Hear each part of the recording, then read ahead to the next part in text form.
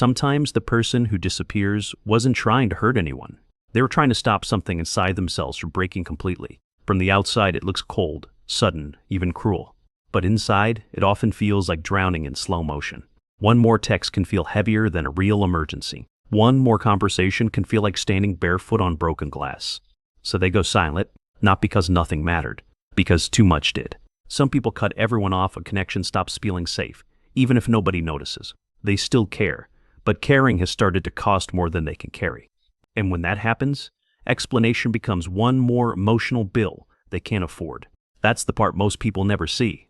They see the unfollow, the unread message, the missed birthday, the unanswered call.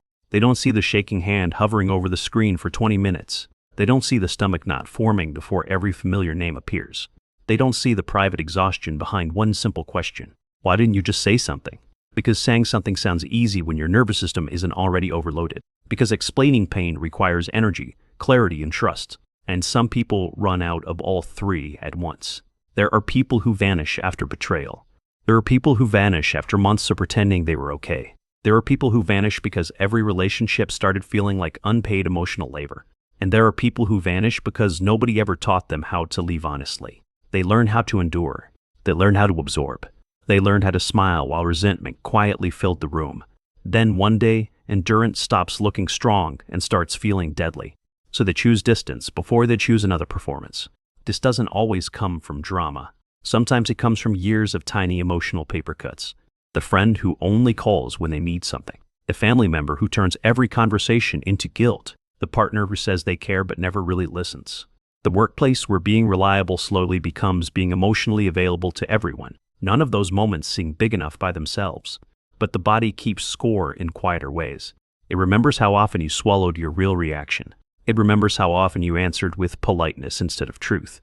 It remembers how often you stayed reachable while feeling completely unseen. Eventually, contact itself starts feeling invasive, not because people are evil, because access without understanding becomes a kind of pressure, and pressure changes people. It makes gentle people irritable. It makes thoughtful people disappear into themselves. It makes loving people want to lock every door. That's why these cutoffs can look so extreme. They're often the final move in a much longer internal war. By the time someone cuts everyone off, they usually tried smaller exits first. They got quieter. They answered later. They shared less. They laughed less sincerely. They stopped bringing up what bothered them because nothing ever really changed. And after enough failed attempts at being understood, silence starts feeling more efficient. That doesn't mean silence is healthy.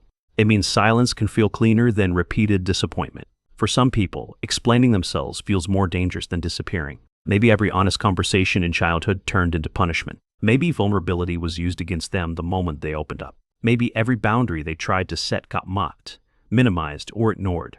So now, when emotions rise, their body chooses escape before language. Not because they're dramatic, because that pattern once kept them safe. A lot of adult behavior makes more sense when you stop judging it literally. Cutting people off can look immature. Sometimes it is. Sometimes it's avoidance, pride, or emotional laziness. But sometimes it's the desperate response of someone who stayed too long, too often. Someone who learned that if they explain, they'll be talked out of their own feelings. Someone who knows the moment they soften, they might stay again. And staying again might cost them the little strength they have left. So they leave before they can be persuaded back into self-abandonment. That's why some disappear without closure. Closure sounds beautiful when both people are emotionally safe enough to handle truth. But many relationships were never built for truth in the first place. They were built on roles. Be the easy one. Be the forgiving one. Be the mature one. Be the one who understands everybody else first. When someone lives inside those roles too long, they start disappearing from themselves. And once that happens, cutting people off can feel less like rejection and more like rescue. Still, it hurts. It hurts the people left behind. It hurts the person who leaves, even when they know why. Because most people who cut everyone off are not numb. They're overwhelmed. They still remember birthdays in their head and say nothing. They still reread old messages and feel their chest tighten. They still wonder if they became the villain in someone else's story. And sometimes they hate that they couldn't do it differently. But emotional overwhelm doesn't care about how good your intentions are. It only cares how much your system can hold. Once that limit gets crossed, even healthy contact can feel like demand. That's why people in this state often isolate from everyone. Not just toxic ones. The good friend gets ignored too. The kind cousin gets shut out too.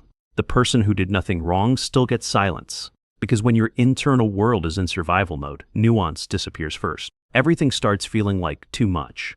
Every message becomes another decision. Every decision becomes another weight. Every weight becomes another reason to postpone contact one more day. Then shame joins the room. Now it's not just delayed. Now it feels awkward. Now it feels rude. Now returning seems harder than vanishing. So the silence gets longer, and the person gets smaller inside it. This is how a temporary retreat becomes a total cutoff. Not always through malice. Often through overwhelm, shame, and accumulated emotional debt. You see this in friendships all the time. Someone used to respond with warmth, jokes, and long, thoughtful messages. Then their replies become shorter, then slower, then strangely formal, then gone, and people assume they stopped caring. Sometimes the truth is, they cared so deeply, they burned themselves out trying to maintain closeness. You see it in family too. The adult child who suddenly stops coming around didn't always act impulsively. They may have spent years rehearsing impossible conversations in the shower. They may have driven home after visits feeling guilty, angry, and weirdly empty. They may have kept hoping this time would feel different. Then, one holiday, one comment, one look breaks the final thread. And they leave, not because that moment was everything, because that moment confirmed everything. You see it in dating. Someone seems present, affectionate, and deeply attuned for months. Then they pull away without a clean explanation. Sometimes it's manipulation, but sometimes intimacy started touching wounds they never learned to name. Being loved can feel beautiful until it also feels exposing. Being known can feel comforting until it feels impossible to maintain, especially if they built their identity around being manageable, useful, or emotionally low maintenance. The closer someone gets, the harder that act becomes. And instead of being seen unfinished, they disappear polished. That's the tragedy. People often leave when they can no longer survive the version of themselves they've been performing. Not everyone who cuts people off is protecting peace. Some are protecting a fragile image. Some are protecting unresolved pain. Some are protecting anger they're afraid will explode if they stay in contact. And some are protecting the small, exhausted part of themselves nobody else noticed. That part matters more than most people realize. It's the part that kept saying, "I can't keep doing this." It's the part that got ignored because they looked functional enough. It's the part that smiled in public and crashed in private. It's the part that knows disappearing may be messy, but staying feels worse. If you've ever done this, you probably know the strange mix that comes with it. Relief first, then guilt, then quiet, then panic about what people must think, then a numb kind of stillness that almost feels like finally hearing yourself again. That stillness can be the first honest thing they've felt in months, maybe years. And that doesn't mean every cutoff is wise. Some people absolutely need to learn how to communicate before disappearing. Some people avoid discomfort and call it boundaries. Some people confuse shutting down with healing. Distance can protect you. It can also freeze you. Isolation can help you recover. It can also become a hiding place where nobody can reach the real wound. That's why the deeper question isn't whether cutting everyone off is good or bad. The deeper question is, what made connection feel impossible in the first place? That answer usually reveals more than the disappearance itself. Maybe they were carrying everyone else's emotions for too long. Maybe they were surrounded but never actually known. Maybe they were punished for honesty so many times. Silence became instinct. Maybe they confused availability with love until they had nothing left. Maybe they were the strong one until strength started feeling like self-erasure. And maybe nobody noticed they were drowning because they looked calm on the surface. Some people are so used to appearing okay that their collapse looks like distance. Not tears.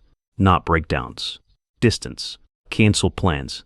A dead phone battery that was never really dead. A message typed, deleted, and never sent. A social media account still active, but emotionally abandoned. That kind of withdrawal confuses people because it doesn't look dramatic. It looks quiet.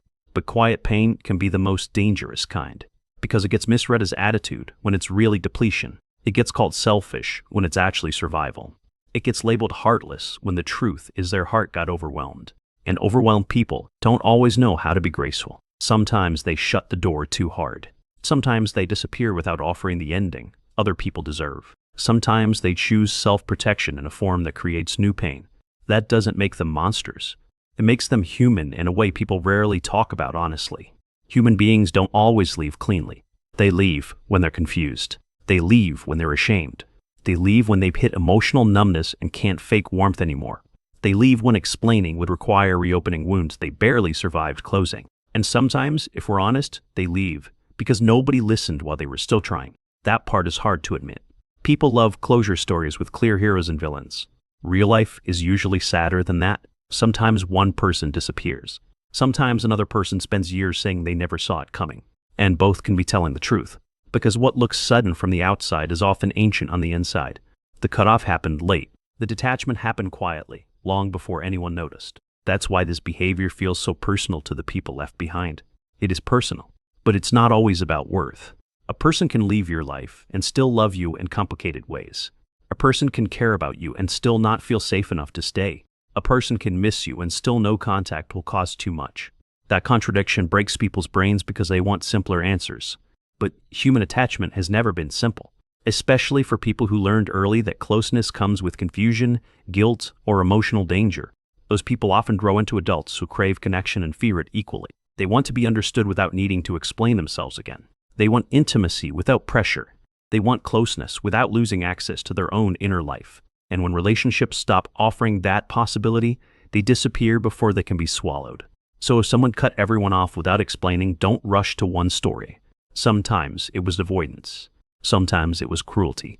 Sometimes it was the only exit they believed they had. And sometimes it was a last, imperfect attempt to protect the self they were finally starting to hear. Not every silence is empty. Some silences are full of unsent truth, full of rehearsed honesty, full of grief with nowhere safe to land, full of a person choosing distance because they no longer know how to choose themselves inside connection. That's what makes this so painful and so human, because underneath the silence, there's often someone who didn't stop feeling. They just stopped believing explanation would change anything. And when a person loses faith in being understood, they don't always argue. Sometimes they just go quiet. Sometimes they go missing from every room that once required too much of them. Sometimes disappearing is the loudest thing a wounded person knows how to say, not because they owe silence to anyone, because silence became the only language their exhausted heart could still speak.